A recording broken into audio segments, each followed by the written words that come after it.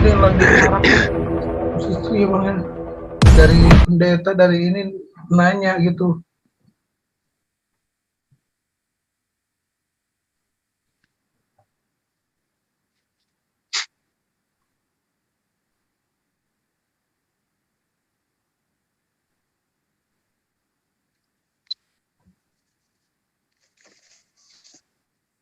Udah di live kan bang? Ya. Udah di live kan? Ya, tema kita apa? Temanya 100 istri. Yesus menjanjikan 100 istri. Memang ini dari Pak Martin? Iya, kan tema diangkat apa minta Pak Immanuel, Pak ini saya udah ngomong Pak Martin oke. Ya sudah. Oh iya, Pak Tom Cruise ngasih tahu bang hari Jumat sama Sabtu Pak Tom Cruise mau diskusi sama abang atau Pak Tommy. Iya.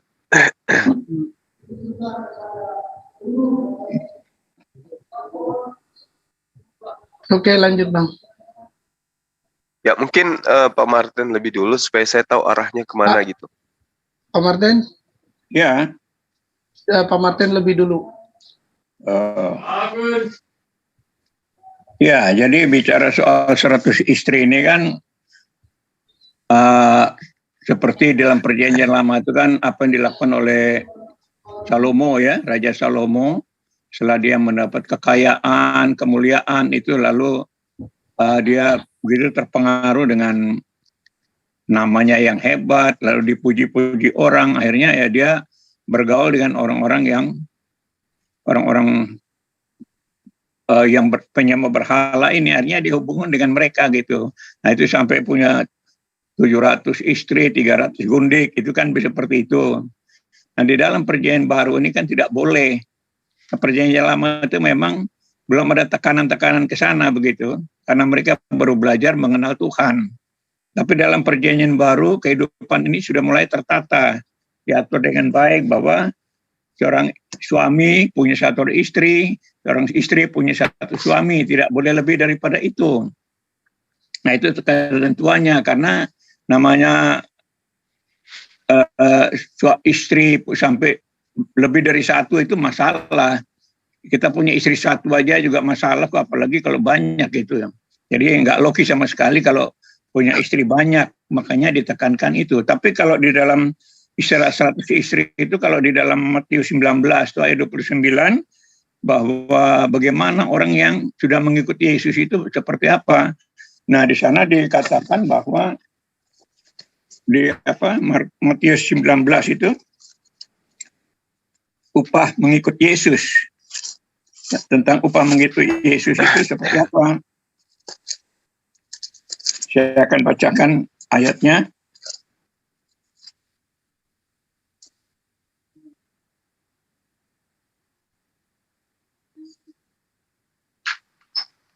Ayat 29,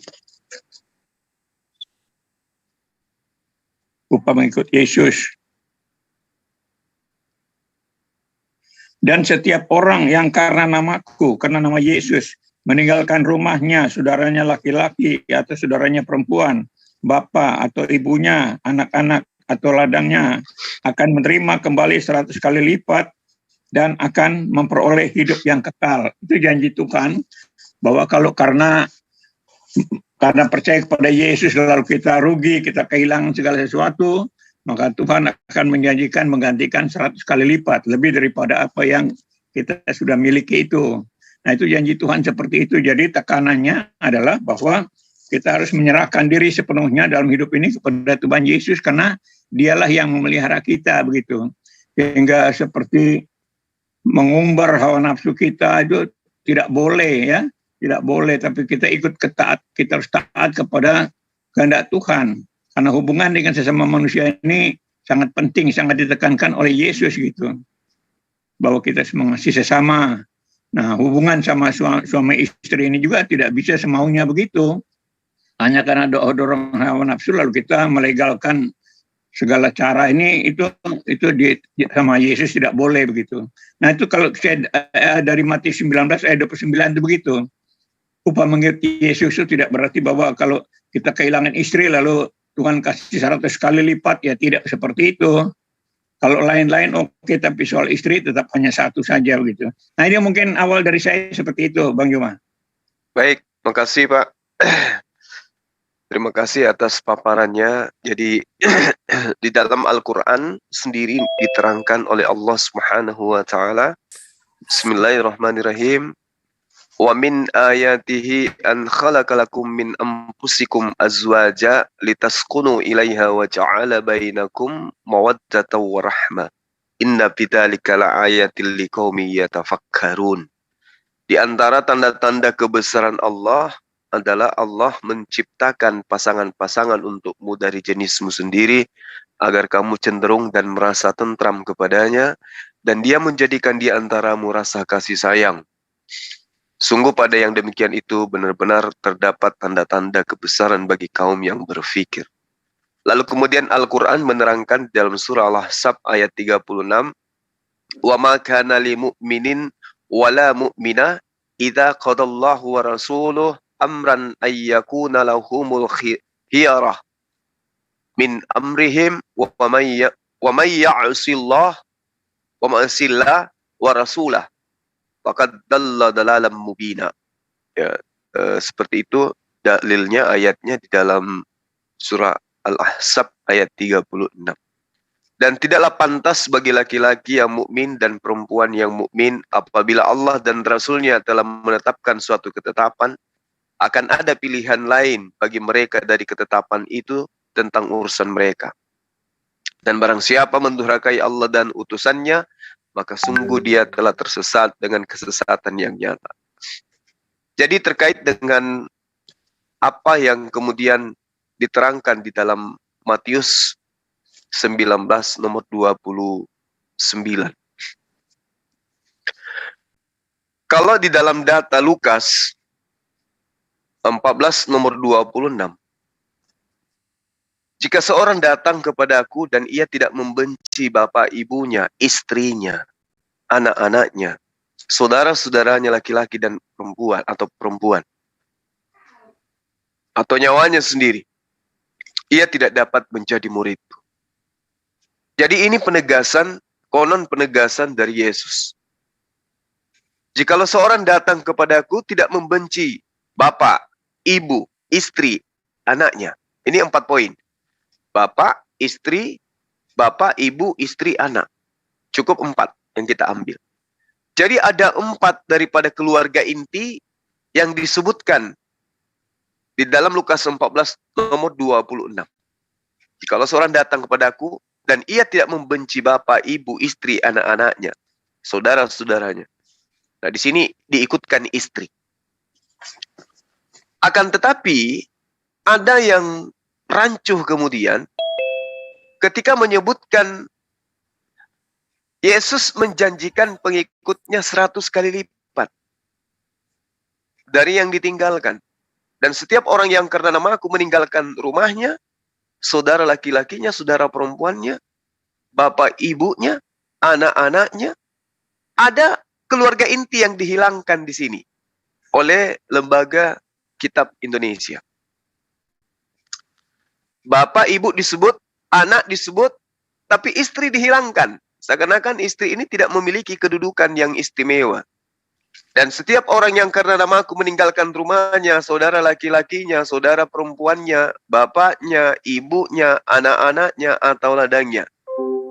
Tapi ternyata setelah kita selidiki, terjemahan yang lebih tua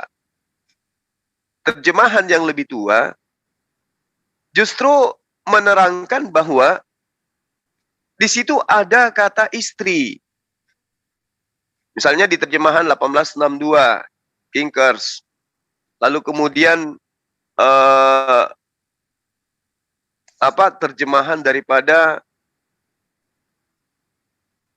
KJV juga menerangkan. Di situ ada kata wife. Original teksnya juga ada kata gunaika, ada istri. Berarti kemudian data yang seharusnya diajukan di sini adalah Tuhan dalam arti kata melalui pengajaran Yesus kepada Bani Israel itu mengajarkan bahwa pengikut-pengikut Yesus itu akan memperoleh kembali di surga 100 kali lipat apa yang mereka tinggalkan ketika menjadi pengikut. Artinya bahwa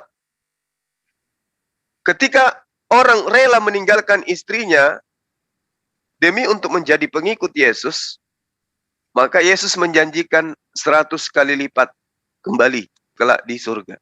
Dan setiap orang yang karena nama-Ku meninggalkan rumahnya, saudara laki-laki, saudara perempuan, bapak ibunya, istri, dan anak-anaknya atau ladangnya akan menerima kembali 100 kali lipat.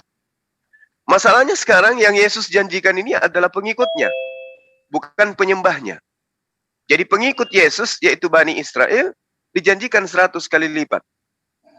Bukan kepada Kristen, tapi kepada pengikutnya. Saya kira begitu sementara, Pak Martin, karena ini harus diulas, karena data yang lebih tua dari ini menerangkan Yesus menjanjikan 100 kali lipat, termasuk Gunaika.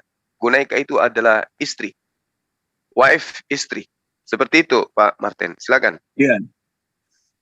Jadi memang ayat itu masalah kalau sebut istri itu karena di dalam ajaran Yesus itu istri itu tetap satu begitu. Jadi mungkin segala sesuatu bisa hilang karena Yesus, tapi jangan soal istri begitu. Jadi supaya jangan sampai jemaat itu salah mengerti seolah-olah istri itu bisa kawin lebih dari satu. Itu masalahnya di situ. Seperti juga misalnya Al-Quran sendiri juga di As-Zukhruf ayat 4 juga di sana dirubah itu. Ayat Al-Quran lain mengatakan bahwa Al-Quran dalam induk Alkitab, lalu di Al-Quran lain mengatakan bahwa Al-Quran dalam Lauh Mahfuz. Itu, jadi di situ juga ada perubahan. Jadi seperti itu. Jadi kalau terjemahannya ini memang bisa dirubah-rubah seperti As-Zukhruf 4 juga ada. Itu di Al-Quran satu dengan yang lain berbeda. Yang satu bilang Alkitab adalah induk Al-Quran, yang lain bilang Lauh Mahfuz. Nah seperti itu, karena supaya orang jangan salah mengerti kan maksudnya seperti itu. Jadi Al-Quran juga ada, itu belum ada yang lain lagi ya. Jadi seperti itu. Jadi kalau bilang istri nanti dikasih 100 ini masalah memang. Jadi supaya jangan sampai ada pengertian yang keliru, di situ dihilangkan itu kata istri. Karena kalau soal ibu bapak, saudara semua itu peliharaan Tuhan. Jadi kita tinggalkan segala sesuatu untuk mengikut Yesus. Jangan pikirkan mereka karena mereka juga dipelihara oleh Tuhan sendiri. Karena kita mengikut Yesus, Tuhan akan pelihara semua itu maksudnya. Sehingga cuma bahasanya memang agak ekstrim begitu ya. Tapi maksudnya itu jangan takut mengikut Yesus.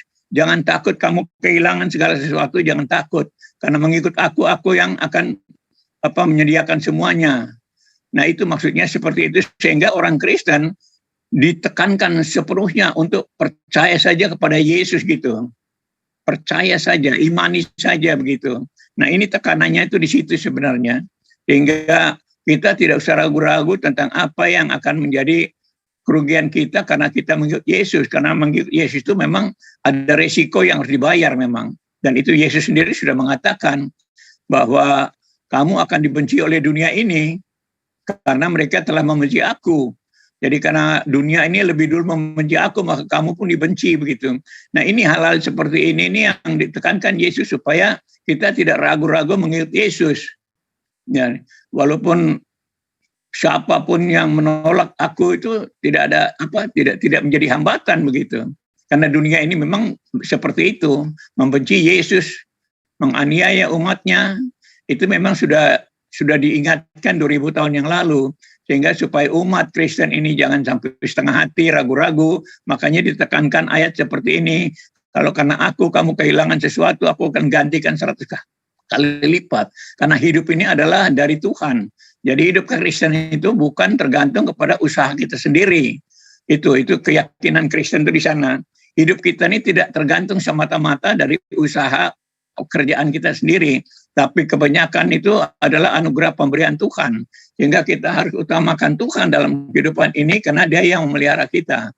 sebagai naluri manusia harus bekerja, harus berusaha.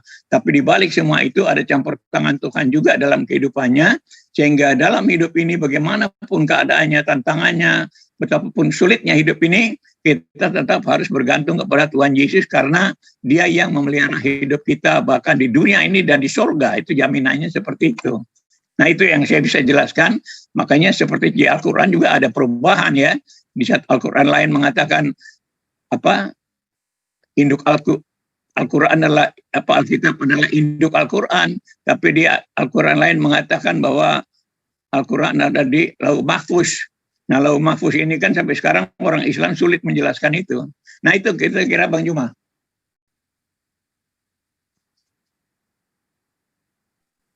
Makasih banyak Pak Martin atas paparan yang Bapak berikan. Jadi satu hal yang mesti dipahami lebih awal antara Yesus dan orang-orang yang ada di sekelilingnya. Yesus ketika berbicara dengan orang-orang yang ada di sekelilingnya, Yesus sedang berbicara dengan pengikutnya Bani Israel. Sementara Kristen itu adalah orang yang muncul belakangan yang kemudian merasa Yesus berbicara kepada mereka. Nah, seharusnya kalau Kristen menginginkan mereka adalah pengikut Yesus, maka harus ada ajaran baru yang diajarkan Yesus kepada Kristen. Jadi, ketika Yesus mengatakan, aku diutus hanya kepada domba-domba yang hilang dari Bani Israel, maka konsep pengajarannya, kurikulum pengajarannya, kisi-kisinya, semua proses belajar mengajar yang dilakukan, itu tertuju hanya kepada kaum Israel. Aku berkata kepadamu, berarti mu di sini ditujukan kepada Bani Israel. Kristen belum ada. Jadi kalau Kristen hari ini kemudian membentuk satu pengajaran bahwa Yesus tidak menjanjikan 100 istri, ya Kristen harus memiliki ajaran baru yang kemudian disebut sebagai ajaran Yesus. Tapi sayangnya Yesus tidak pernah mengajarkan ajaran selain daripada kepada Bani Israel. Maka ketika Yesus mengatakan bahwa aku menjanjikan, aku akan, dikatakan, dan setiap orang yang karena namaku meninggalkan rumahnya, saudara laki-laki atau saudara perempuannya, bapak ibunya, istri, dan juga anak-anaknya atau ladangnya, akan menerima kembali 100 kali lipat dan akan memperoleh hidup yang kekal. Ini Yesus sedang berbicara kepada Bani Israel. Orang yang kemudian tidak mau menerima dia sebagai utusan Tuhan. Maka Yesus lontarkan kalimat ini. Ini kalimat yang dilontarkan oleh Yesus kepada Bani Israel, bukan kepada penyembah-penyembahnya Kristen. Jadi kepada pengikutnya, Yesus menjanjikan. Kepada Kristen, Yesus tidak menjanjikan. Ini harus dibedakan. Jadi ketika misalnya saya sebagai praktisi bela diri, saya ngomong kepada murid-murid saya, kemudian 1000 tahun kemudian ada yang merasa bahwa saya ngomong sama mereka. Itu kesalahan, Pak. Saya ngomong kepada murid saya. 100 tahun kemudian muncul orang yang mengaku saya berbicara kepada mereka. Itu kesalahan. Dia tidak mengerti konteks berarti. Seakan-akan semua yang dilontarkan oleh Yesus kepada Bani Israel, itu sedang dilontarkan kepada mereka yang hidup 2000 tahun kemudian.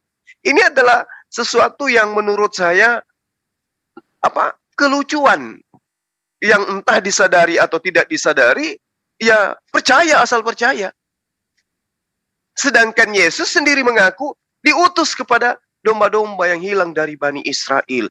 Yesus berpesan kepada ke-12 muridnya, jangan engkau ke bangsa lain. Beritakan Injil ya, kepada seluruh bumi, beritakan tentang Yesus. Bukan memberitakan tentang konsep yang datang setelah Yesus, yang mendudukkan Yesus itu sebagai Tuhan. Lalu kemudian jadikanlah bangsa muridku.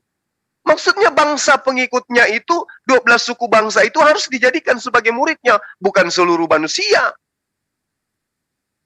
Sekali lagi saya katakan bahwa ketika Yesus menjanjikan 100 kali lipat istri, itu hanya diperuntukkan kepada pengikutnya. Jadi sahabat Kristen tak usah merasa, kok bisa kayak begini? Nggak usah, karena yang dijanji pengikut. Yohanes 10 nomor 27, aku mengenal pengikutku, mereka mengenal aku, mereka mendengarkan aku dan mengikuti aku.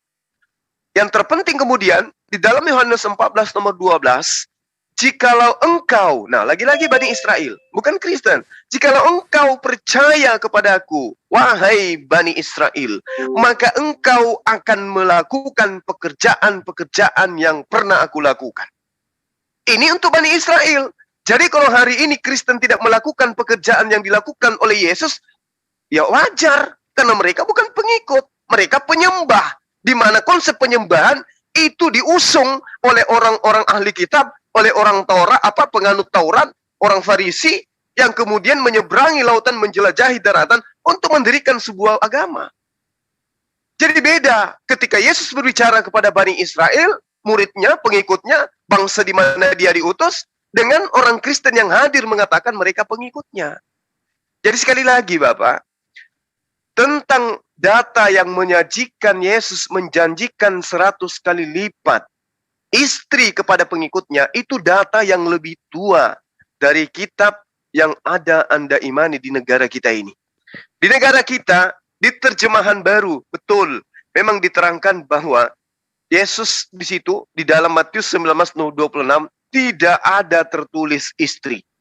Tetapi terjemahan Indonesia juga, ya di terbitan tahun yang berbeda, Yesus masih disertakan menjanjikan istri kepada pengikutnya. Nah sekarang kalau kita mau tanya, yang benar yang mana? Buku yang diterbitkan terakhir kali oleh Lembaga Buku Indonesia, atau terjemahan lama yang diambil dari terjemahan yang jauh lebih tua? Tahun 1866. Maka barang siapa yang meninggalkan rumahnya, atau saudara laki-laki, atau saudara perempuan, ibu bapaknya, atau anak, bininya, atau ladangnya, demi namaku, bahwa ia kelak akan menerima 100 kali ganda. Ini nggak bisa dipungkiri Pak, ini data. Jejak digital itu nggak bisa dibohongi. Bahwa memang Yesus menjanjikan 100 istri ya kepada pengikutnya kelak di surga dan memperoleh hidup yang kekal.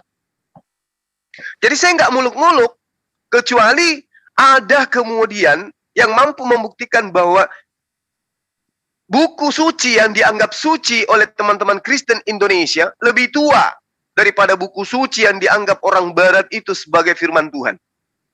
Tapi masalahnya, Indonesia adalah negara tempat tinggal teman-teman yang beragama Kristen yang memiliki buku suci yang belakangan dibandingkan buku suci yang datang dari Barat. Nah ini perlu disikapi. Jadi tidak usah berduka, tidak usah merasa merana, tidak usah merasa sengsara kalau Yesus ternyata menjanjikan 100 kali lipat istrinya kepada pengikutnya, karena toh teman-teman Kristen bukanlah pengikut Yesus, tapi pentuhan atau penyembah Yesus. Demikian sementara. Iya. Baiklah, memang kalau kita secara letterlek seperti itu, makanya Anda sendiri belum bisa pertanggungjawaban tentang tadi Asy-Syukur 4 itu, bahwa Al-Quran sendiri mengatakan ada dua macam di situ, karena berarti ada perubahan-perubahan kan? Yang satu bilang Alkitab adalah induk Al-Quran, yang satu bilang Al-Quran adalah dialog mahfuz. Ini kan ada masalah, ya. Nah seperti itu. Berarti Al-Quran juga harus diperhatikan baik-baik. Yang keduanya tentang Yesus hanya untuk orang Israel. Itu pertama kali memang begitu, karena dia harus membina rasul-rasulnya itu dari orang Israel. Karena orang Israel itu dipakai sebagai alat Tuhan. Tapi karena orang Yahudi sendiri tidak mau, maka dia pakai murid-muridnya itu yang mengikuti dia untuk menjadi pengkabar Injil kepada seluruh bangsa di dunia. Jadi Israel ini dipakai pertama supaya mereka itu memperkenalkan Tuhan kepada dunia ini. Itu tujuan Alkitab itu. Makanya bangsa Israel memang satu bangsa yang luar biasa di dunia dibandingkan bangsa-bangsa lain, itu kalah semua sama dia. Soal popularitas, soal kekuatan, soal kepintaran, itu nggak ada yang lawan tuh. Makanya dia memang dipakai Tuhan, itu kita akui. Karena pertama kali dia dipilih sebagai satu bangsa itu hanya oleh hanya Yahweh. Diambil malah dari Mesir. Tidak ada cerita agama lain Tuhan mengambil umatnya dari satu negeri ke negeri lain, itu tidak ada itu. Bahkan jauh sebelumnya itu sudah diingatkan, paling tidak 500 tahun sebelumnya sudah diingatkan, sudah dipesankan kepada Bapak Abraham. Bapak Abraham dipanggil dari Ur Kasdim, dibawa ke tanah Kanaan, ditunjukkan bahwa ini akan menjadi milik keturunanmu. Lalu 500 kemudian Musa membawa bangsa Israel ke tanah Kanaan itu untuk mereka tempati sampai sekarang, dan mereka sebagai satu-satunya bangsa di dunia yang luar biasa yang tidak ada tandingan. Itu kita harus percaya bahwa Tuhan yang benar adalah Yahweh itu sendiri. Nah, sekarang bagaimana kita memahami ajarannya itu? Di dalam perjanjian lama tentang bangsa Israel, lalu ada perjanjian baru di dalam oleh Yesus untuk kepentingan bangsa-bangsa lain. Perjanjian lama itu hanya untuk orang Israel, itu betul. Karena mereka baru diajar untuk mengenal Tuhan melalui aturan-aturan hukum Taurat dan syariat agama. Jadi adanya hukum dan syariat agama itu orang baru diajarkan untuk mengenal Tuhan. Itu kepada orang Israel. Jadi kalau kita berpegang hanya pada aturan-aturan itu, kita belum melayani bangsa-bangsa lain.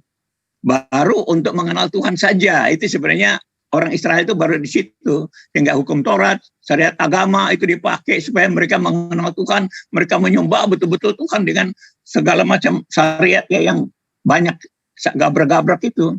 Itu hanya untuk tujuannya supaya mengenal Tuhan. Tetapi setelah datang Yesus, arah pelayanannya berubah kepada bangsa-bangsa lain. Makanya dalam Matius 28 ayat 18, segala kuasa sudah diserahkan kepadaku. Karena itu pergilah jadikanlah semua bangsa muridku. Semua bangsa. Jadi itu Yesus datangnya untuk semua bangsa, bukan hanya untuk orang Israel.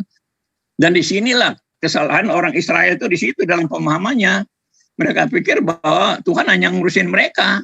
Itu tidak mungkin. Tuhan pasti ngurusin bangsa-bangsa lain. Dan mereka itu hanya sebagai alat Tuhan untuk menjadi berkat bagi bangsa lain. Tapi karena orang Yahudi tidak mengerti dengan aturan-aturan, dengan syariat yang diberikan kepada mereka ini, mereka justru menjadi orang yang sombong. Seolah-olah Tuhan hanya ngurusin mereka. Ini kekeliruan. Buat apa Tuhan urusin satu bangsa doang? Kecuali Tuhan memakai mereka sebagai alat. Tapi Yesus datang lalu dia memilih dari antara orang Israel itu 12 orang untuk menjadi alatnya untuk memberitakan Injil, dan sekarang memang yang terbanyak di dunia. Nah, itulah keunggulannya yang kita tahu bahwa dari situ aja tidak mungkin salah. Lalu keduanya, seperti juga tadi saya angkat dari Askur 4, sekarang saya tunjukkan pada Anda, Jumaya, Anda harus buka itu Asura 7. Asura 7 juga mengatakan bahwa Al-Quran dalam bahasa Arab hanya untuk orang Mekah dan sekelilingnya. Anda harus pegang itu. Itu bagaimana itu? Anda harus pegang itu, Asura 7, bahwa Al-Quran dalam bahasa Arab hanya untuk orang Mekah. Jadi memang Al-Quran dalam bahasa Arab itu hanya untuk orang-orang Arab. Tidak untuk orang Indonesia atau bangsa lain. Itu tidak. Itu kalau kita konsisten dengan letter luck begitu. Seperti Anda jelaskan tadi itu, Anda harus konsisten dengan Asura 7 ini. Bahwa dalam bahasa Arab loh. Makanya Al-Quran tidak boleh dalam bahasa lain. Karena Al-Quran itu bukan untuk bangsa-bangsa lain. Hanya untuk orang Mekah dan sekelilingnya. Orang Mekah dan sekelilingnya. Ingat itu. Jadi Al-Quran memang akan masalah di situ itu. Makanya kalau diterjemahkan mereka tidak mau. Karena memang itu hanya untuk orang Mekah dan sekelilingnya. Nah, ini Anda harus konsisten dengan itu gitu. Bahwa Al-Quran itu hanya untuk orang Arab saja. Kenapa orang Indonesia ikut-ikut di sana? Bahkan lebih Arab malah. Bahkan sekarang kalau kita lihat orang Arab Saudi aja sudah berubah. Mau jadi sekuler. Umumnya Arab sudah berubah itu sekarang. Itu. Jadi kalau kita lihat perkembangan dunia ini sudah menuju kepada apa yang menjadi rencana Yahweh itu sendiri. Bahwa semua bangsa-bangsa itu akan datang ke Sion. Mereka akan datang mencari Tuhan, penguasa dunia ini. Karena itu dari rencana semula bangsa Israel dipakai itu untuk membuktikan bahwa Tuhan yang benar adalah yang disembah oleh bangsa Israel. Sebagai Tuhan yang mula-mula ada di dunia ini, yang menciptakan alam semesta ini. Tidak ada Tuhan yang lain yang menciptakan selain Yahweh itu sendiri. Karena itu ada di Alkitab, kitab suci yang mula-mula. Dan adalah Tuhan yang mula-mula, yaitu Yahweh Elohim itu sendiri yang mula-mula menciptakan mulai dari kosong. Bahkan dijelaskan sampai hari kiamat nanti itu oleh Yahweh. Sehingga kita tidak ragu lagi. Kita tidak pernah ragu dengan Bible itu. Dengan Tuhan yang kita sembah itu tidak ragu. Lalu dia punya rencana 2. Yaitu menyelamatkan bangsa Israel sebagai alat pilihannya. Keduanya, Yesus memilih murid-muridnya dari orang Israel untuk memberitakan Injil, dan terbukti sampai sekarang sudah 3 miliar lebih orang Kristen di dunia ini ya, yang meyakini benar tentang kekristenan ajaran Yesus. Sehingga dunia ini aman karena ajaran Yesus, yaitu ajaran yang mengasihi sesama manusia.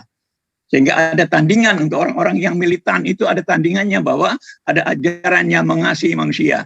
Ada ajaran yang diajar untuk mengalah kepada orang yang keras hati, orang yang keras, orang yang kasar, orang yang militan. Kita harus mengalah kepada mereka karena Tuhan yang memelihara kamu.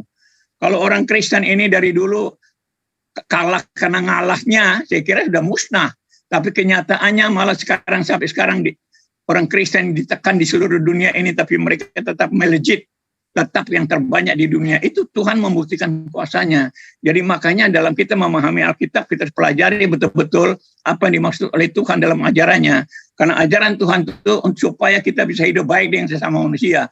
Tidak sekadar memenuhi hasrat kita, hawa nafsu kita, atau amarah kita, hawa nafsu berahi kita, itu tidak dibatasi. Jadi kalau orang mau ikut kebenaran Tuhan, harus ikut itu, batas-batasan itu. Nah, itu mungkin tambahan dari saya. Ingat ada 2 tadi ya. As-Sukr ayat 4 dan sekarang As-Surah pasal 7. As-Surah ayat 7. Itu ingat itu bahwa Al-Quran itu hanya untuk orang Arab saja, tidak untuk orang bangsa-bangsa lain. Makanya Al-Quran tidak boleh diterjemahkan. Ya, itu cuma. Baik, makasih Pak Pendeta Martin ya, terkait dengan apa yang Bapak uraikan belakangan ini. Yang terakhir tadi itu keluar dari tema kita, tapi nggak apa-apa. Saya rasa memang tidak ada data yang kemudian bisa membantah apa yang saya sajikan, bahwa Yesus menjanjikan 100 istri kepada pengikutnya. Ya. Jadi terkait dengan ayat suci Al-Quran yang Anda bawa. Bismillahirrahmanirrahim. Wa kadzalika auhayna ilaika Qur'anan Arabiyyan litunzira ummal qura wa man haulaha wa tunzira yaumal jam la raiba fi fariqum fil jannah wa fariqum fis sa'ir. Nah, di ayat ini menerangkan, demikianlah kami wahyukan Al-Quran kepadamu dalam bahasa Arab. Jadi memang Al-Quran itu diwahyukan dalam bahasa Arab. Karena baginda Rasulullah Muhammad SAW itu adalah manusia yang menuturkan bahasa dengan menggunakan bahasa Arab. Lalu tugas daripada beliau adalah mengajarkan orang-orang di sekelilingnya. Tidak sama seperti di Kristen, Yesus penutur Aram, tapi kitab yang muncul kemudian mengatasnamakan Yesus menggunakan bahasa Yunani. Nggak nyambung. Al-Quran diwahyukan kepadamu dalam bahasa Arab, agar engkau memberi peringatan kepada penduduk ibu kota Mekah dan penduduk di sekelilingnya, serta memberi peringatan tentang hari berkumpul yang tidak diragukan adanya. Segolongan masuk surga dan segolongan masuk neraka. Ini tidak ada dalil yang menerangkan Al-Quran hanya untuk orang Arab. Demikianlah kami wahyukan Al-Quran kepadamu dalam bahasa Arab, agar engkau memberi peringatan kepada penduduk ibu kota dan penduduk negeri-negeri di sekelilingnya. Artinya bukan hanya untuk orang Arab. Negeri apapun yang di sekeliling daripada Jazirah Arab, ya, sampai ke pelosok dunia, itu wajib hukumnya mengetahui tentang Al-Quran. Lalu kemudian, apa pembuktiannya? Allah Subhanahu wa ta'ala menerangkan, "Qul ya ayyuhan nas, inni rasulullahi ilaikum jami'a." Katakan kepada mereka, wahai Muhammad, wahai manusia, sesungguhnya aku adalah utusan Allah kepadamu untuk semuanya. Ini dalil, Pak. Lalu kemudian Allah Subhanahu wa ta'ala juga menerangkan dalam Al-Quran, "Wa ma arsalnaka illa kaffatan linnas basyiran wa nadhira, walakinna aktsaran nas la ya'lamun." Dan kami tidak mengutusmu, wahai Muhammad, melainkan kepada seluruh umat manusia sebagai pembawa berita gembira dan sebagai pemberi peringatan. Tetapi kebanyakan manusia tiada mengetahui. Kebanyakan manusia tidak ada mengetahui. 1400 tahun silam Al-Quran menerangkan bahwa lebih banyak manusia menjadi Kristen. Karena kebanyakan dari manusia, kata Allah, wala aktsaran nas la ya'lamun. Tiada mengetahui. Jadi kalau hari ini Anda bangga Kristen tidak mengetahui tentang Al-Quran lebih banyak daripada umat Islam, itu 1400 tahun silam sudah diterangkan oleh Al-Quran. Subhanallah.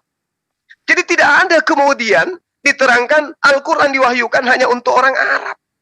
Bahkan Al-Quran menerangkan di banyak data, ya ayuhan nasu abudu rabbakumul ladzi khalaqakum walladzina min qablikum la'allakum tattaqun. Wahai seluruh manusia, ya ayuhan nasu kulu mimma fil ard halalan thayyiba. Wahai seluruh manusia, ya ayuhan nasu taqu rabbakumul ladzi khalaqakum min nafsin wahidah. Wahai seluruh manusia, ya ayuhan nasu qad ja'akumur rasul bil haqq. Wahai seluruh manusia, ya ayuhan nasu qad ja'akum burhanan min rabbikum. Wahai seluruh manusia, ya ayuhan nas, ya ayuhan nas, ya ayuhan nas. Sementara Yesus, wahai Bani Israel, wahai Bani Israel, wahai orang Farisi, wahai engkau ular beludak, wahai engkau orang Saduki, wahai engkau ahli kitab. Seruan Yesus itu tidak pernah menyeru kepada seluruh umat manusia.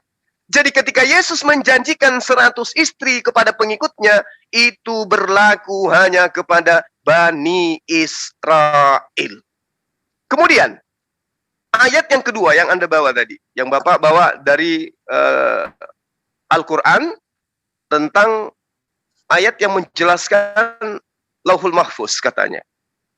Allah Subhanahu wa Ta'ala di dalam surah As-Zukhruf ayat 4. Bismillahirrahmanirrahim. Wa innahu fi ummil kitabi ladauna la'aliyun hakim. Jadi yang Anda pahami di sini kata Alkitab, seakan-akan Alkitab ini adalah kitab Anda. Padahal yang dimaksud oleh Al-Quran, wa innahu, dan sesungguhnya fi ummil kitab. Sesungguhnya Al-Quran itu ada di dalam ummul kitab. Ada di dalam induk kitab, yaitu Lauh Mahfuz. Di sisi kami benar-benar bernilai tinggi dan penuh hikmah.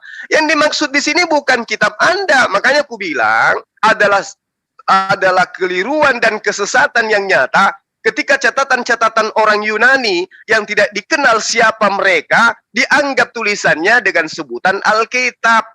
Ini akibatnya, rancu jadinya. Wa innahu fi ummil kitab ladaina la'aliyun hakim.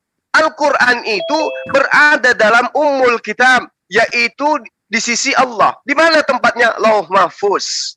Bagaimana cara menerangkannya? Allah Subhanahu wa Ta'ala dengan nyata menerangkan di dalam Al-Quran, di dalam penjabaran Al-Quran. Bal huwa Qur'anum majid. Bahkan yang didustakan mereka itu ialah Al-Quran yang mulia. Lalu Allah menerangkan fi lauhil mahfuz, yang tersimpan dalam Lauh Mahfuz. Jadi Al-Quran itu tersimpan di dalam Lauh Mahfuz. Baru kemudian diwahyukan kepada baginda Rasulullah Muhammad SAW. Dan Lauhul Mahfuz ini adalah ummul kitab. Dialah asal dari semua kitab. Taurah, Zabur, Injil, Al-Quran, semua bersumber dari sana. Ya. Yang dimaksud daripada Lauh Mahfuz ini adalah alam yang berada di atas langit ketujuh, yang terpelihara dari ulah setan-setan dan dari sesuatu perubahan. Ini yang saudara Bapak Martin harus pahami. Ini diterangkan oleh sahabat Rasul Muhammad SAW melalui pengajaran baginda Rasulullah Muhammad SAW, bahwa Lauhul Mahfuz itu adanya di langit yang ketujuh, terpelihara dari ulah setan-setan dan dari sesuatu yang bisa merubah atau dari sesuatu perubahan. Artinya bahwa Al-Quran yang dibahas dalam As-Zukhruf itu bukanlah sedang membahas tentang kitab Anda. Anda menganggap itu adalah Alkitab. Anda menganggap Alkitab dan juga ada di situ Lauh Mahfuz berbeda. Salah. Wa innahu fi ummil kitab. Al-Quran itu ada pada ummul kitab, ada pada Lauh Mahfuz. Dan itu adalah alam. Alam yang dicipta oleh Allah, di mana di sana tersimpan Al-Quranul Karim dan juga kitab-kitab sebelum yang telah diwahyukan kepada manusia dari Allah. Itu yang disebut Lauh Mahfuz. Jadi kalau misalnya di dalam pengajaran Al-Quran bahwa firman Allah itu tidak bisa dirubah. Yang di Lauh Mahfuz itu nggak bisa dirubah. Itu makanya diterangkan di Al-Quran yang saya bacakan tadi. Bahwa Al-Quran menerangkan apa yang terjadi di dalam pengabaran Allah terkait dengan Al-Quran. Allah menerangkan Al-Quran Ummul Kitab itu berada fi Lauhil Mahfuz. Jadi itu ya Pak ya. Jadi tidak ada kemudian yang Bapak katakan itu bahwa Al-Quran itu hanya untuk orang Arab. Al-Quran memang diwahyukan di Arab. Layaknya ketika Yesus mengatakan dalam Yohanes 17:8, segala firman yang engkau berikan kepadaku telah aku sampaikan kepada mereka dan mereka percaya engkaulah yang mengutus aku. Jadi lagi-lagi mereka ini bukan Kristen. Karena mereka ini menurut Yesus percaya bahwa engkaulah yang telah mengutus aku. Berarti kalau mereka ini percaya Yesus itu adalah utusan Allah, maka Yesus semata-mata didudukkan sebagai Rasulullah.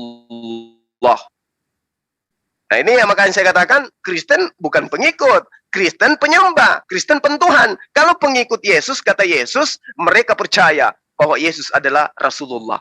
Mereka percaya bahwa Yesus adalah utusan Allah. Jadi kalau misalnya Yesus menerima firman, maka otomatis firman yang diterimanya itu menggunakan bahasa kaumnya. Apa kaumnya kaumnya Nabi Isa alaihissalam atau Yesus? Kaumnya menggunakan bahasa Indo, yaitu bahasa Aramaik. Jadi kitab yang original teksnya Yunani, ya itu dari mana datangnya? Ya, tapi tidak bisa kemudian umat Islam mengingkari bahwa data-data yang ada di dalam buku yang diimani teman Kristen sebagai kitab suci atau buku suci itu adalah catatan-catatan yang ditorehkan oleh orang yang hidup ya tidak terlalu jauh dengan kehidupan Yesus atau Nabi Isa alaihissalam, sehingga di dalamnya masih termaktub informasi yang bisa dipercaya, namun lebih banyak yang tidak bisa diimani sebagai firman Tuhan atau pengabaran dari sabda Yesus. Demikian Pak. Iya. Ya, jadi kalau kita bicara Lauh Mahfuz ini kan satu klaim yang nggak bisa dipertanggungjawabkan. Kenapa Allah kok takut sama setan? Lalu disembunyikan di langit yang ketujuh jauh dari setan. Ini satu yang tidak logis gitu loh. Kenapa? Tuhan Maha Kuasa kok takut sama setan? Nah, itu persoalannya. Tidak ada dalilnya takut pada setan, Pak. Jangan dengar dulu saya ngomong. Anda ngomong saya diam. Ya, Anda ngomong saya diam. Dengar aja saya ngomong dulu. Jadi kenapa Tuhan kok takut sama setan lalu disembunyikan? Tidak ada Pak dalilnya, Pak Martin, jangan menyesatkan Pak. Nggak ada dalilnya Tuhan takut kepada setan. Tidak seperti Yesus Pak, ketakutan kepada setan. Jangan jauh dari jangkauan setan. Tadi Anda katakan gitu, jauh dari jangkauan setan, makanya itu baru benar. Itu baru benar. Jangan bantah dulu omongan saya, Juma. Kalau menyesatkan pasti saya bantah Pak, siapapun itu. Malaikat sekalipun kalau menyesatkan saya bantah. Dengar dulu, Anda menyesatkan juga saya tidak bantah kok. Yang mana yang saya sesatkan Pak Martin? Anda sesatkan saya terima kok. Yang mana yang saya sesatkan Pak Martin? Dengar omongan saya ini. Saya hanya sesatkan yang mana Pak? Tadi. Anda bilang supaya jauh dari jangkauan setan. Tadi Anda katakan itu, ingat. Oh iya memang benar. Ya itu makanya. Ya. Makanya jangan dulu bantah. Ini bukan TikTok ya. Coba Anda dengar. Tapi Anda mengatakan Allah takut kepada setan. Itu di mana dalilnya Pak? Ya karena Anda bilang tadi jangkauan setan. Jauh Pak, jauh dari ulah setan-setan. Gitu loh. Yesus berani hubungan dengan setan dan di situ bertanding. Itu loh, Yesus berani. Sayangnya dicobai Pak ya.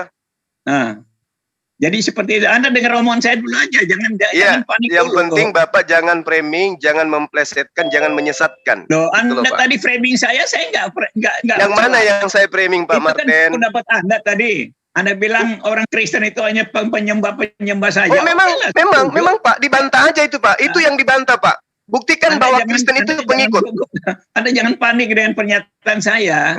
Jangan panik. Saya terima apa yang Anda ngomong. Enggak. Saya cuma membantu Bapak supaya Bapak itu tidak terlihat jauh daripada tema saya, gitu. Karena saya berpegang pada pernyataan Anda sendiri, Juma. Pernyataan saya mengatakan bahwa Lauhul Mahfuz itu berada di langit ketujuh, terpelihara dari ulah-ulah setan. Betul. Dan dari sesuatu perubahan. Itu terpelihara dia, Pak. Tadi. Itu yang saya katakan tadi. Saya tidak Bapak mengatakan Allah takut kepada setan, itu yang karena Bapak bilang. Supaya jangan dijangkau oleh setan kan? Iya, betul. Kita ini dia terpelihara gitu loh, Pak. Ngerti, Juma. Kita kan orang Indonesia ngerti, jadi kita tidak secara letterlock begitu aja. Apa yang dimaksud dengan jangan dipelintir, Pak. Lanjut. Ya, oke.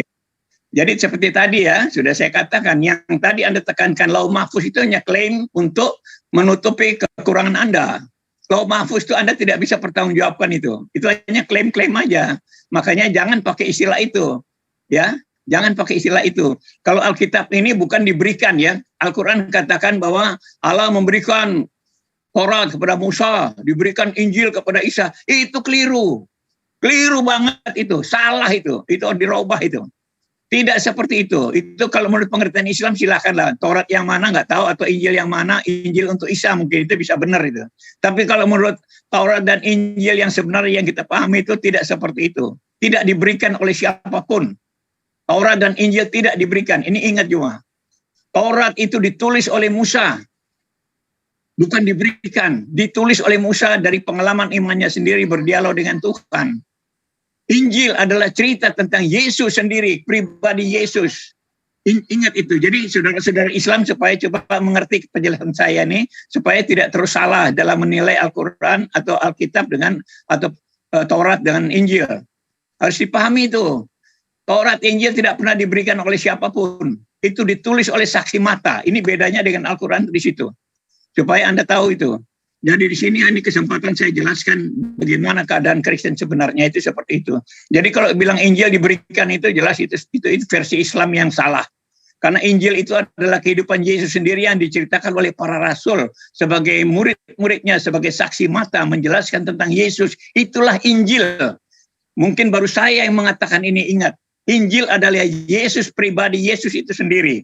Sehingga kalau ada Injil lain yang menceritakan lain daripada itu adalah Injil yang palsu. Itu aja. Jadi supaya kita mengerti. Jadi klaim-klaim tentang Lauh Mahfuz itu, kalau bagi saya sih itu hanya pelarian aja. Karena kita harus bicara fakta begitu loh. Kalau surat 7 bilang hanya untuk orang Arab ya karena memang seperti itu. Makanya tidak boleh diterjemahkan kan. Baru akhir-akhir ini ada terjemahan itu. Tapi dulu kan dilarang, tidak boleh itu. Nah itu. Nah, tapi kalau dilarang ya serba salah juga. Makanya mari kita berpegang pada ajaran kita masing-masing aja. Kalau kita ngorek-ngorek masalah-masalah keyakinan Kristen itu akan jadi masalah buat Islam. Karena begini, Kristen itu adalah Tuhan kita adalah punya kitab yang mula-mula ada di dunia, yaitu Bible, yaitu Perjanjian Lama dan Perjanjian Baru. Orang Kristen akan berpegang pada Perjanjian Lama dan Perjanjian Baru sebagai penggenapan. Itu nggak bisa dipisahkan itu. Sehingga satu-satunya kitab yang mula-mula di dunia ini yang benar hanya Alkitab. Itu.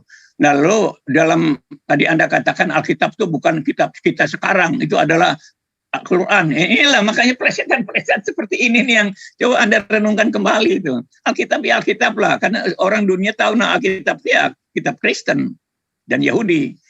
Kalau Al-Quran ya Al-Quran saja gitu loh. Coba kita konsisten dengan bahasa-bahasa seperti ini supaya tidak dipleset-plesetkan seperti itu. Jadi Alkitab itu satu-satunya kitab suci yang mula-mula yang menjelaskan tentang siapa Tuhan yang sebenarnya yang mula-mula dan apa yang dilakukan oleh Tuhan itu sendiri. Dia menciptakan segala sesuatu. Sehingga kalau ada Tuhan-Tuhan tandingan mengaku sebagai pencipta ya kita nggak percaya karena yang mula-mula itu Yahweh itu sendiri. Lalu menceritakan segala sesuatu itu harus berdasarkan Alkitab ini sendiri. Karena Alkitab ini lengkap ya. Ada perjanjian lama spesial untuk orang Israel sendiri sebagai umat yang mula-mula. Tetapi juga ada perjanjian baru yang ditujukan kepada bangsa-bangsa lain.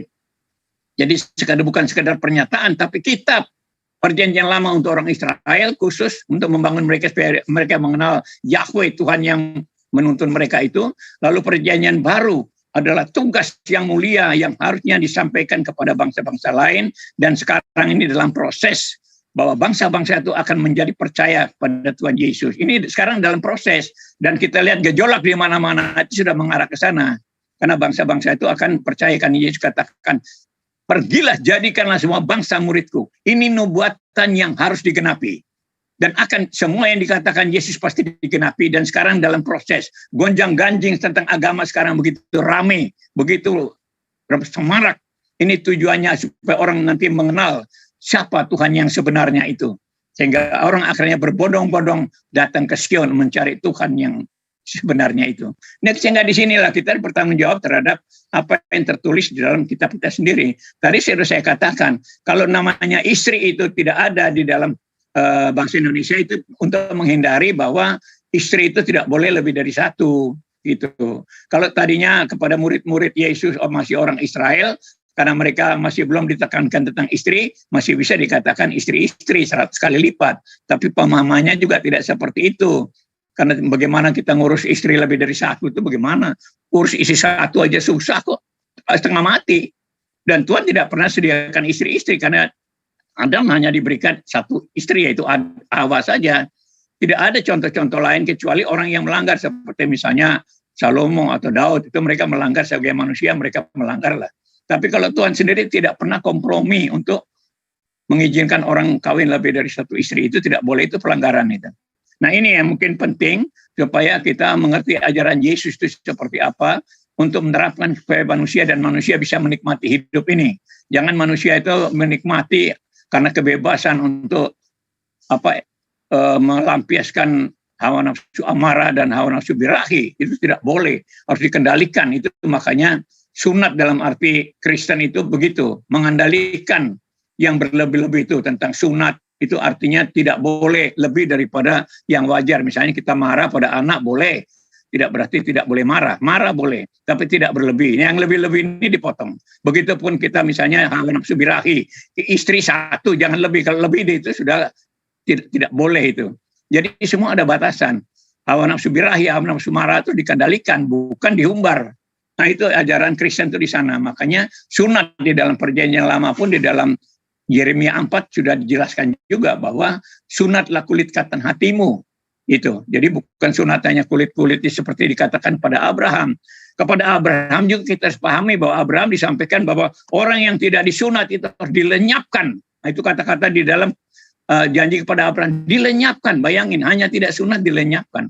Tapi bahasa itu kita harus mengerti juga. Maksudnya apa? Bahwa orang itu akan dihukum di neraka. Gitu.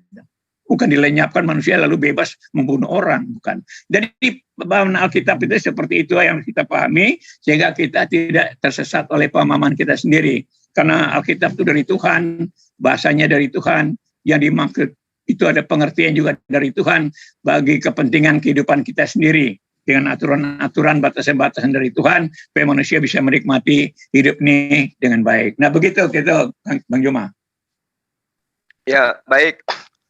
Yang pertama, Pak, terkait dengan Lauhul Mahfuz. Al-Quran menerangkan lebih dari puluhan ayat yang menjelaskan itu. Jadi, Bapak jangan mengatakan saya mengada-ngada. Gitu. Ya. Al-Quran menerangkan di dalam surah Taha ayat 52, Quran surah Al-Isra ayat 58, Ar-Ra'd ayat 39. Lalu kemudian dalam surah Yunus ayat 61. Al-Araf ayat 37, Al-An'am ayat 59. Dan pada sisi Allah kunci-kunci semua yang gaib. Tidak ada yang mengetahuinya kecuali Dia sendiri. Dan Dia mengetahui apa yang di daratan, di lautan. Dan Dia tiada sehelai daun pun yang gugur melainkan Dia mengetahuinya. Dan tidak juga ada jatuh sebutir biji pun dalam kegelapan bumi. Dan tidak sesuatu yang basah atau yang kering melainkan tertulis dalam kitab yang nyata, Lauh Mahfuz. Jadi yang saya katakan, kalau misalnya Bapak mengatakan saya mengada-ngada, diterangkan di dalam kitab Bapak, meski itu adalah himne, tetapi Yohanes 1 nomor 1 menerangkan, pada mulanya adalah firman, firman itu bersama-sama dengan Allah. Ini yang saya dikatakan oleh Al-Quran. Lauh Mahfuz. Jadi kalam Allah itu, aturan mainnya Tuhan itu disebut Ummul Kitab.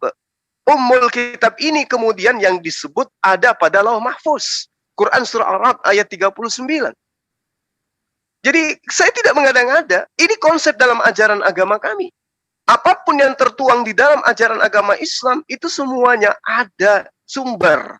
Kami tidak ada mengada-ngada. Layaknya ada Tuhan kemudian datang nusul mati. Itu yang justru yang tidak ada sumbernya yang jelas. Karena hanya mengajarkan sesuatu yang tidak pernah diajarkan oleh Yesus. Kemudian, ketika Bapak mengatakan bahwa kami umat Islam itu tidak memahami kemudian pengajaran yang muncul terkait dengan ajaran yang datang kepada Yesus. Kami ngerti, Pak. Kami paham bahwa ketika Yesus itu datang kepada Bani Israel, Yesus memiliki pengikut. Namun di tengah-tengah pengikutnya, kata Yesus, akan muncul serigala-serigala yang mengajarkan sesuatu yang tidak diajarkan oleh Yesus. Maka kalau hari ini Anda mengatakan, kami tidak diajarkan, memang Bapak tidak diajarkan. Bapak mengaku, kami tidak dijanjikan. Ya memang Bapak tidak dijanjikan, karena Bapak bukan pengikut. Yang diterangkan oleh Yesus di dalam Matius 19 nomor 29 kepada pengikut-pengikutnya, Pak. Bagaimana kemudian di dalam pengajaran Yesus yang kemudian masih di dalam terjemahan bahasa Inggris, di KJP, itu jelas dia menjanjikan 100 istri kepada pengikutnya. Kemudian Anda mengasumsikan di Indonesia dihapuskan kata istri agar menghindari poligami. Ini, aduh, Bapak kelimpungan ternyata ya ketika disajikan data yang seperti ini. Sehingga apapun Anda bisa katakan demi untuk menghindari fakta bahwa Yesus itu memiliki pengikut. Dan kepada pengikutnya, Yesus menjanjikan hal yang demikian. Dan itu bukan di bumi, Pak. Jadi nggak perlu takut poligami di bumi. Karena yang dijanjikan di sini itu adalah di hari kemudian. Di hari kebangkitan.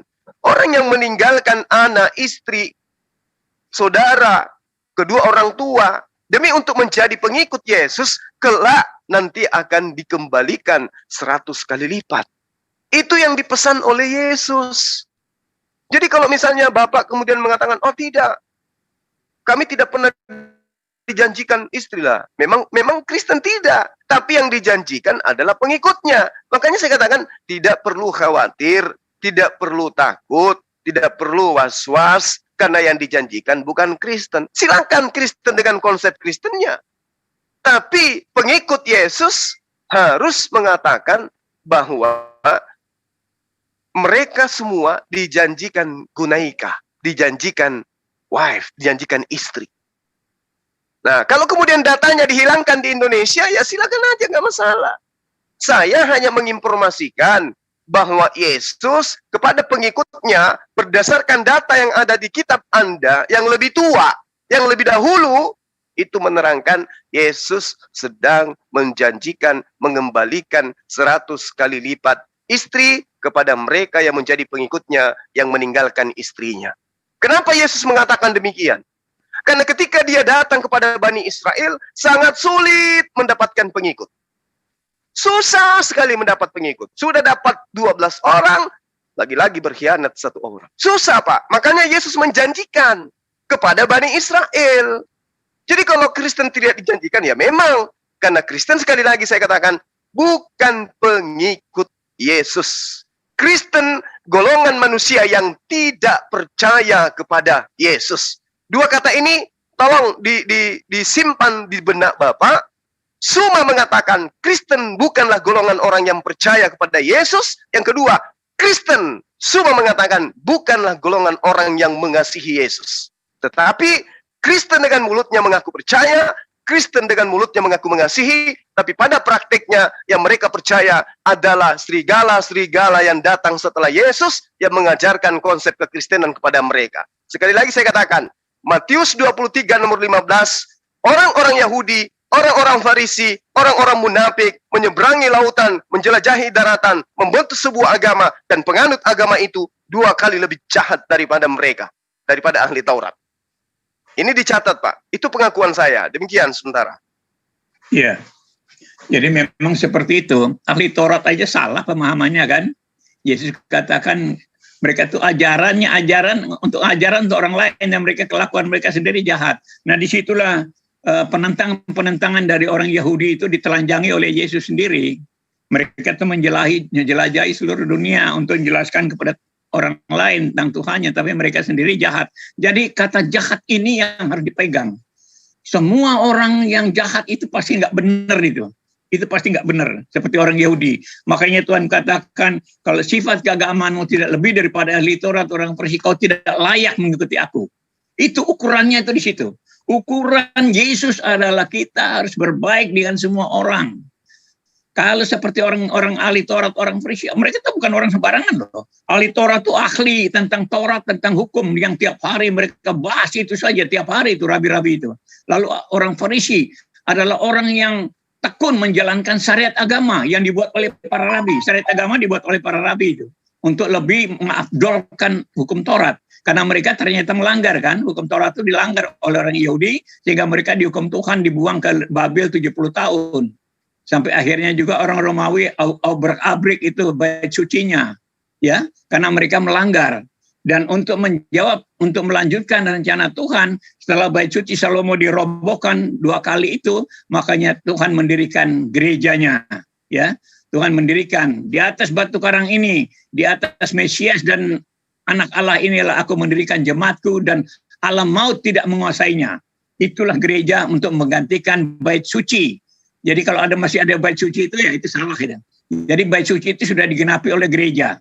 Gereja hadir untuk menggenapi itu. Nah itu kita punya bukti-bukti banyak. Bagaimana Yesus datang menggenapi itu. Di samping ajaran-ajaran Taurat dan syariat agama itu, Yesus juga menggenapi tentang bait suci. Tempat ibadah itu. Di mana di sana itu ada berbagai macam syariat-syariat, aturan-aturan. Adanya misalnya Taurat Perjanjian. Dan adanya perkakas-perkakas yang lain yang harus disiapkan dulu. Nah itulah persyaratan bait suci di Perjanjian Lama. Tetapi Yesus sendiri mendirikan jemaatnya, ya, di dalam Matius 16 ayat 16 sampai 19 itu dia mendirikan jemaatnya setelah bait suci Salomo dirobohkan. Karena memang Perjanjian Lama itu terbatas hanya untuk mereka dan pada waktu itu saja. Sehingga waktu Yesus masih hidup, dia sudah jadi tahun 30-an itu, dia mendirikan jemaatnya. Ya pertama dia panggil murid-muridnya itulah jemaat yang mula-mula itu. Lalu selanjutnya murid-murid itu memberitakan kepada orang lain. Sehingga itulah awal daripada kekristenan. Dan sampai sekarang, setelah Rasul Paulus diutus kepada bangsa-bangsa lain, makanya kekristenan berkembang. Dan ini memang tidak bisa disangkal, karena ini satu bukti rencana Tuhan itu seperti itu. Jadi kalau kita misalnya baca kitab-kitab lain yang menyangkal itu, kita nggak percaya itu bukan dari Tuhan. Itu dari Tuhan yang lain, begitu maksudnya, bukan dari Tuhan Yahweh. Kalau dari Yahweh kita punya patokan adalah Bible itu sendiri, Alkitab itu sendiri. Jadi kita berpegang pada Bible. Jadi kalau ada kitab yang di luar Bible itu ya itu kan hak orang lain lah. Orang bebas saja membuat kitabnya sendiri. Tapi kalau mau dikaitkan dengan Bible, jelas nggak bisa. Nggak boleh itu. Karena kita punya Alkitab itu sudah lengkap, sudah sempurna, ya, sudah mendetail dan berurutan. Ceritanya itu berurutan dong, nggak acak-acakan. Jadi mendetail, bahkan ada 31.171 ayat di dalamnya. Itu luar biasanya di situ Alkitab itu, sehingga Alkitab tidak bisa ditandingi oleh kitab-kitab manapun. Orang lain boleh berpegang pada kitabnya silakan, tapi jangan dikait-kaitkan dengan Bible.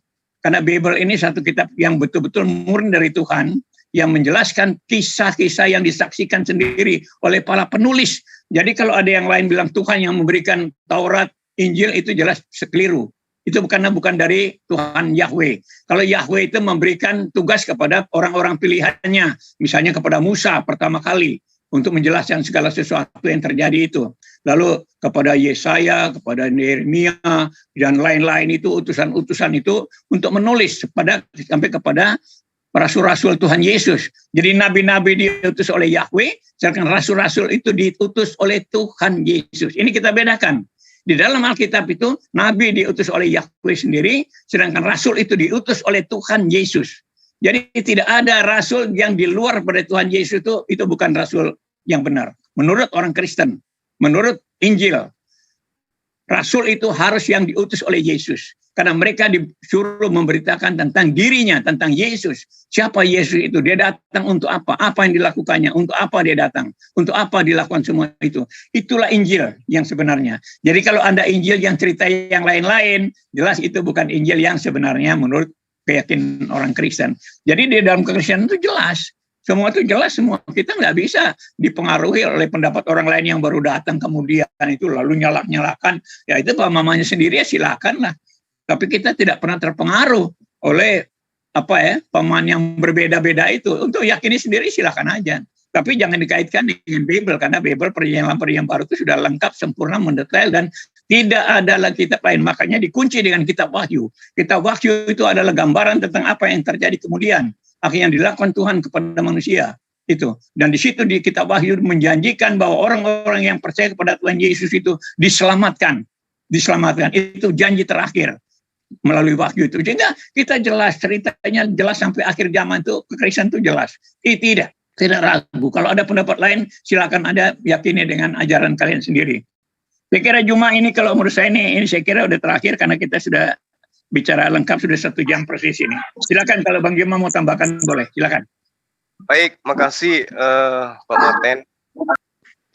Yang pertama di awal tadi Bapak mengatakan bait Allah ya itu diganti dengan gereja. Ini kalau saya lihat terus terang ini pernyataan konyol, Pak. Kenapa? Bait Allah itu ada syaratnya untuk memasukinya, Pak. Harus kudus.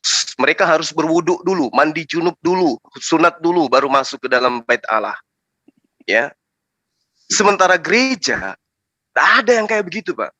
Kalau Bapak jeli melihat pengabaran Lukas di dalam Kisah Para Rasul, jelas diterangkan bahwa Paulus yang mengajak orang Yunani yang tidak bersunat itu masuk ke dalam bait suci, dikatai kutuk oleh orang Yahudi. Membuat tempat ibadah mereka menjadi najis dengan masuknya orang Yunani ke dalam rumah ibadah mereka. Jadi kalau Anda mengatakan gereja itu adalah pengganti bait Allah, bait suci, itu saya katakan pernyataan konyol, Pak. Karena tidak berkesesuaian dengan amanah Yesus kepada Petrus untuk membentuk jemaat di atas batu karang. Jemaat yang dibentuk oleh Petrus adalah jemaat yang taat kepada hukum Taurat, jemaat yang kemudian menguduskan dirinya, baik jasad maupun rohani. Mereka bersunat. Jadi tidak mungkin kemudian gereja yang dimaksud itu adalah gereja yang seperti didirikan oleh Kristen. Kemudian Anda mengatakan jemaat yang ada itu adalah Kristen. Bapak, jemaatnya Yesus adalah jemaat yang tunduk patuh terhadap hukum Taurat. Sementara jemaat Kristen adalah jemaat yang tunduk patuh terhadap perjanjian baru yang dibuat oleh orang-orang yang datang setelah Yesus. Itu pertama. Kemudian Bapak mengatakan kitab Anda itu sudah lengkap. Gimana ceritanya dikatakan lengkap, Pak? Namanya aja masih keteteran, harus menggunakan nama kitab orang lain. Kitab Bapak yang adalah Biblos, itu harus menggunakan kitab agamaku Al-Quran, yaitu Alkitab. Sementara Alkitab itu adalah penamaan lain daripada Al-Quran. Orang luar sana, di luar Indonesia, kitab mereka, buku mereka itu tidak mereka namai dengan sebutan Alkitab, Pak. Cuma di Indonesia ini yang pede-pedean menggunakan kitabnya dengan sebutan itu. Karena melihat Al-Quran menyebut kata Alkitab. Kedua. Yang ketiga, Anda mengatakan bahwa di dalam Taurat dan juga Injil, tidak ada malaikat yang mewahyukan. Bapak keliru lagi. Bapak keliru dan keliru. Di dalam pengabaran yang saya tahu, yang saya pelajari, yang saya kaji, bahwa Keluaran 3, nomor 2, nomor 3, nomor 4, nomor 5, nomor 6, nomor 7, dan seterusnya. Nabi Musa alaihissalam menerima firman melalui perantaraan malaikat. Jadi Bapak jangan kemudian karena bertitel pendeta, asal ngomong, harus berdasarkan data, Pak. Lalu malaikat Tuhan menampakkan diri di dalam api yang keluar dari semak duri. Lalu Musa melihat dan nampaklah kepada Musa semak duri itu menyala, tetapi tidak dimakan api. Musa berkata, baiklah aku akan menyimpang ke sana untuk memeriksa penglihatan yang hebat itu. Mengapakah tidak terbakar semak duri itu? Ketika dilihat Tuhan bahwa Musa menyimpang untuk memeriksa, berserulah Allah dari tengah-tengah semak duri. Jadi yang disebut Allah itu adalah malaikat. Malaikat yang menyampaikan firman kepada Musa. Lalu kemudian, pengukuhannya di dalam Kisah Para Rasul 7, Pak. Nomor 35, Musa ini yang telah mereka tolak. Dengan mengatakan, siapakah yang mengangkat engkau menjadi pemimpin dan hakim? Musa ini juga telah diutus oleh Allah sebagai pemimpin dan penyelamat oleh malaikat yang telah menampakkan diri kepadanya di semak duri. Jadi yang menampakkan diri itu malaikat, Pak, kepada Musa. Siapa saksinya? Siapa yang melihat itu? Siapa yang menyatakan bahwa aku melihat Musa bertemu dengan malaikat? Nomor 38-nya, Musa inilah yang menjadi pengantara dalam sidang jemaah di padang gurun di antara malaikat yang berfirman kepadanya di Gunung Sinai dan nenek moyang kita. Dan dialah yang menerima firman-firman yang hidup untuk menyampaikan kepada kamu. Siapa yang menjadi saksi melihat malaikat datang kepada Musa memberikan firman. Lalu kemudian, data yang terakhir, di dalam Kisah Para Rasul 7 nomor 53, kamu telah menerima hukum Taurat yang disampaikan oleh para malaikat-malaikat yang datang kepada Musa, akan tetapi kamu tidak menurutinya. Sekali lagi, siapa yang menjadi saksi malaikat-malaikat datang kepada Musa di Gunung Sinai? Tidak ada, Pak. Jadi kalau Anda mengatakan kitab Anda adalah tidak ada kesalahan, kitab Anda lebih dulu, saya aminkan, saya iakan. Orang-orang Inggris, orang-orang Barat juga mengatakan hal yang sama. Itu yang keempat. Yang kelima, ketika Anda mengatakan Injil lain bukan Injil Yesus. Oke. Sekarang Anda harus bercermin bahwa Injil yang Anda imani di Indonesia ini bukanlah Injil yang datang ke Yunani, yang datang ke Barat sana. Karena Injil mereka lebih dulu daripada yang ada di Indonesia. Injil mereka mengajarkan Yesus menjanjikan 100 kali lipat istri. Injil Bapak mengajarkan tidak menjanjikan 100 istri. Yang mana yang benar? Bapak sudah mengakui bahwa Injil Bapak itulah adalah Injil yang benar. Saya percaya bahwa tulisan yang lebih tua dari kitab Anda, dari buku Anda, itu lebih akurat pemberitaannya tentang apa yang mereka selidiki terhadap kehidupan Yesus bersama dengan murid-muridnya. Jadi kalau Anda mengatakan bahwa Yesus itu, Injil kami itulah Injil yang benar dan seterusnya, Pak, saya bacakan kepada Bapak agar Bapak itu bisa sedikit memahami. Ya, diterangkan di dalam Matius 19 nomor 29. Kai pas hostis apeken, Ogias adepos, adepas, patera, matera, gunaika, tekna, agros, henekento mau, anomotos, haketom plasiona, tem setai kai sen aunion, krelomesei. Ini fakta, Pak. Kitab yang lebih dulu, yang lebih tua dari kitab Bapak, menjanjikan kepada pengikutnya 100 kali lipat dari satu istri yang ditinggalkan. Kalau 2 istri yang ditinggalkan, maka akan mendapatkan 200 istri. Kalau 3 istri yang ditinggalkan, maka akan mendapatkan 300 istri. Ini data. Bapak nggak usah sakit. Kenapa? Karena ini Yesus menjanjikan kepada pengikutnya, bukan kepada Kristen. Jadi santai aja, Pak. Relax. Santai. Atur napas. Toh Yesus menjanjikan kepada pengikutnya. Pengikutnya siapa? Bani Israel. Kristen Bani Israel? Bukan. Bukan pengikutnya. Yesus hanya punya pengikut Bani Israel. Itu yang perlu Bapak pahami. Dan saya catat lagi, Pak. Saya ingatkan lagi kembali. Bang Suma mengatakan yang percaya kepada Yesus adalah Bani Israel. Kristen tidak percaya kepada Yesus. Yang mengasihi Yesus adalah Bani Israel. Yang pengikut-pengikutnya dari Bani Israel. Kristen tidak mengasihi Yesus. Kalau Kristen percaya, kalau Kristen mengasihi Yesus, maka Kristen pasti akan meninggalkan ajarannya yang sekarang. Karena kenapa? Kata Yesus, jika engkau percaya kepadaku, engkau akan melakukan juga pekerjaan-pekerjaan yang aku lakukan. Apakah Bapak melakukan pekerjaan yang Yesus lakukan? Bapak pasti akan mengatakan, Yesus mengasihi, aku juga mengasihi. Kalau begitu, Hindu, Buddha, Konghucu, ateis, Islam juga mengasihi, maka mereka juga pengikut Yesus. Tapi bukan kayak begitu, Bapak. Yesus mengatakan, kalau kau percaya kau melakukan pekerjaanku. Apa pekerjaan Yesus? Silakan Anda lihat di dalam kitab Anda.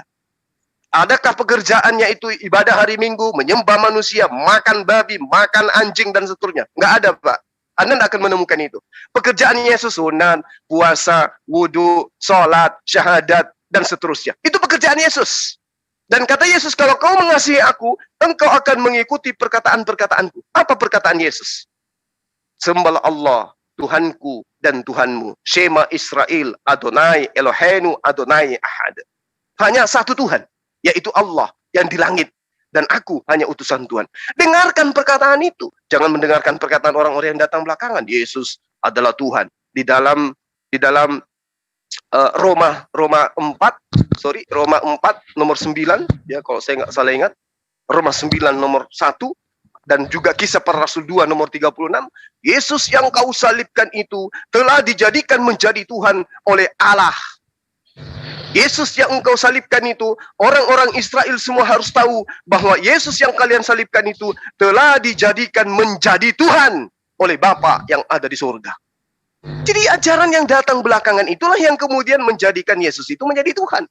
Sementara Yesus mengajarkan Tuhan itu cuma satu, yaitu yang Dia yang ada di langit. Saya kira begitu, Pak Martin. Apa yang saya sajikan tidaklah menyentuh iman Anda, karena yang saya sajikan adalah pengajaran Yesus kepada pengikutnya Bani Israel, bukan kepada Kristen yang muncul belakangan. Demikian, Pak. Terima kasih. Iya. Jadi kalau Islam atau Anda sebagai penantang menyalah-nyalahkan Alkitab, ya kita wajar aja gitu ya, karena memang Anda baru datang kemudian lalu membenarkan Al-Qur'annya, itu kayak ya wajar-wajar aja. Tapi kan kita punya dasar pengertian sendiri. Jadi kalau Anda sebagai penantang untuk nyalah-nyalahkan, ya itu silakan aja, itu hak Anda. Tapi kita sedikit pun tidak pernah terpengaruh. Apalagi Anda bicara soal syariat-syariat agama Yahudi tentang sunat, itu kita lebih tahu dari Anda. Kita lebih mengerti itu, karena kalau hanya sunat aja nggak ada pengaruh apa-apa. Karena sunat itu punya makna yang lebih dalam, itu dijelaskan oleh Yesus. Bahkan Perjanjian Lama juga menjelaskan itu. Jadi kalau Anda hanya menyangkali Alkitab, Anda sendiri punya pengertian keliru tentang sunat, tentang syariat-syariat menyembah segala macam. Itu ritual itu. Ritual untuk berada kepada Tuhan, tapi manusia tidak cukup dengan ritual saja. Harus aktualnya, praktek dalam kehidupan. Itu membuktikan kebenaran hidup seseorang. Kalau dia tidak bisa melakukan yang benar, Pak, kita closing, Pak. Itu jelas itu salah itu. Begitu. Baik, Pak Martin, kita closing akhir. Oke, terima kasih ya. Kita closing akhir ini. Terima kasih Juma, terima kasih. Soalnya kan kebetulan Bang Juma, iya sama-sama Pak. Bang Juma mau ke gunung. Ya silakan Bang, ditutup akhirnya, diakhirin Bang. Singkat tanya. Selamat siang, selamat pagi. Siang. Ya, silakan Saudara Carol. Ya. Terima kasih untuk kesempatannya. Sebenarnya saya mau bertanya tentang Anbiya ayat 7. Tapi kalau dari diskusi tadi barusan, saya sedikit menambahkan ya, ayat percaya kepada Yesus dan mengasihi Yesus. Itu ayat favorit saya sesudah saya mendapatkan info. Terima kasih infonya dari Bang Suma sendiri. Yohanes 14 ayat 12a. Jika mereka percaya kepadaku, mereka akan juga melakukan pekerjaan-pekerjaanku, bahkan yang lebih besar dari itu. Nah, itu kalau percaya kepada Yesus. Kalau mengasihi Yesus, Yohanes 14 ayat 15, itulah mereka akan melakukan segala perintah. Nah, ini perintah. Jadi kalau satu yang tadi percaya, konsekuensinya melakukan yang Yesus kerjakan. Kalau mencintai atau mengasihi Yesus, konsekuensinya adalah akan melakukan segala perintah. Nah, kata akan itu di sini saya pahami dan saya berusaha praktekkan untuk tentang proses ya, karena akan ya namanya juga akan. Tapi bukan berarti akan terus lalu tidak akan sampai pada melakukan kepatuhan pada pekerjaan-pekerjaan perintah-perintah ya, bukan hanya sampai pada akan. Tapi tetap harus ada juga titik di mana memang sudah melakukan perintah, segala perintah Yesus. Nah, berkaitan dengan perintah dan pekerjaan-pekerjaan Yesus inilah, maka saya sedikit menanggapi Pak Martin ya, mengatakan bahwa Bible lengkap. Ya, dalam arti tertentu memang lengkap, tetapi dalam arti tetap harus ada penemuan-penemuan dari ilmuwan, itu juga harus menjadi bahan pertimbangan kita untuk melakukan apa yang Yesus perintahkan. Bahkan pekerjaan yang lebih besar dari Yesus itu, nah itu harus juga melihat masukan dari para ilmuwan. Nah, ini terkait juga dengan Anbiya 7 ya, bertanya kepada mereka yang berilmu. Nah, itu. Nah, dari ayat Anbiya 7 ini, ayat 7, surah Anbiya ayat 7, ini saya akan bertanya kepada yang berilmu, pihak berilmu. Nah, di masa sekarang justru para ilmuwan yang sudah duluan membeberkan temuan-temuannya, masukan-masukannya. Nah, para ilmuwan yang memberikannya dari berbagai segi ilmu, nah sehingga muncul ada yang bertabrakan satu dengan yang lain ya. Mohon maaf ya, Saya juga kan awam dalam hal keilmuan. Sehingga misalnya ada ilmuwan ahli nutrisi. Nah, pernyataan mereka sepertinya bertabrakan dengan ahli medis atau dokter lah ya. Dokter sama nutrismi bertolak belakang apa yang mereka serukan. Nah, ini tambahan saya, komentar dan sedikit pertanyaan mungkin. Terima kasih, mohon maaf kepanjangan. Baik, makasih Adinda Carol, yang sahabat saya. Al-Quranul Karim ketika berbicara mengenai jika kamu bertanya kepada orang yang berilmu, itu adalah kaidah dalam kehidupan kami umat Islam. Al-Quran surah Al-Anbiya ayat 7. Bismillahirrahmanirrahim. Wa ma arsalna qablaka illa rijalan nuhi ilaihim fas'alu ahlal zikr in kuntum la ta'lamun. Jadi Allah mengabarkan kepada baginda Rasulullah Muhammad sallallahu alaihi wasallam, dan kami tidak mengutus rasul-rasul. Wa ma arsalna qablaka, sebelum engkau, illa, ya, kecuali beberapa orang rasul dari kaum laki-laki yang kami wahyukan kepada mereka. Gitu. Jadi tidak kemudian disuruh bertanya kepada para ilmuwan, tapi disuruh bertanya kepada rasul, utusan. Illa rijalan nuhi ilaihim fas'alu ahlaz zikr in kuntum la ta'lamun. Jadi diminta oleh Allah kepada Rasulullah, ketika kamu itu kemudian tidak mengetahui, maka bertanyalah kepada orang-orang ini, orang-orang yang kami beri wahyu kepada mereka. Tapi Rasulullah Muhammad SAW tidak kemudian bertanya. Artinya beliau mengetahui. Di dalam ayat ini dijelaskan bahwa Allah Subhanahu wa taala menyeru kepada baginda Rasul Muhammad SAW bahwa Allah tidak mengutus para rasul sebelum baginda, melainkan beberapa orang laki-laki dari kalangan manusia yang kemudian diberi wahyu kepada mereka. Allah tidak mengutus para malaikat untuk menjadi rasul bagi manusia.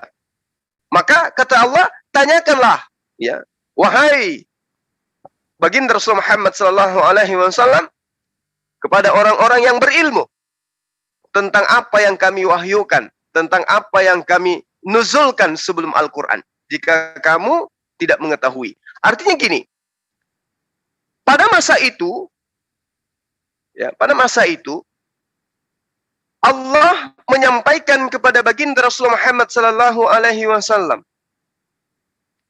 bahwa Allah dahulu itu mengutus seorang rasul sebelum beliau, Rasulullah, yang diberi wahyu. Nah, kalau kemudian Rasulullah Muhammad SAW itu tidak mengetahui bahwa ada yang bernama Musa, ada yang bernama Isa, ada yang bernama Torah, ada yang bernama Injil, maka tanyakan kepada orang-orang. Itu. Jadi tidak ada masalah dengan data ini. Kemudian, kalau terkait dengan ilmuwan itu justru terheran-heran jika mereka kemudian mengkorelasikan dengan apa yang mereka temukan dengan apa yang tertuang di dalam Al-Quran. Kebanyakan dari ilmuwan ketika mereka menemukan suatu hasil riset, kemudian masuk di kuping mereka ternyata 1400 tahun silam sudah lebih dulu di dalam Al-Quran, kebanyakan dari mereka itu kemudian bersyahadat. Itu yang termaktub di dalam data ini. Jadi kalau sahabat saya mengatakan, jika kita tidak mengetahui, maka tanyakan kepada orang yang berilmu, itu juga tidak salah. Tetapi ayat ini sedang membicarakan tentang keadaan baginda Rasulullah SAW kala itu. Itu yang ingin saya sampaikan. Terima kasih. Baik, kita akhiri diskusi ini ya Bang ya. Untuk kepada para netizen, terima kasih buat menemani diskusi kami di sini. Di sini kami tidak mencari siapa yang menang, siapa yang kalah, tapi kita cari kebenaran. Dan kami mengucapkan terima kasih banyak buat Pak Martin juga yang sudah mampir hadir di sini ya Pak Martin ya. Terima kasih udah mau diskusi sama Gurunda. Dan kami ucapkan terima kasih banyak buat netizen semua yang ada di luar sana, dan biarkan mereka yang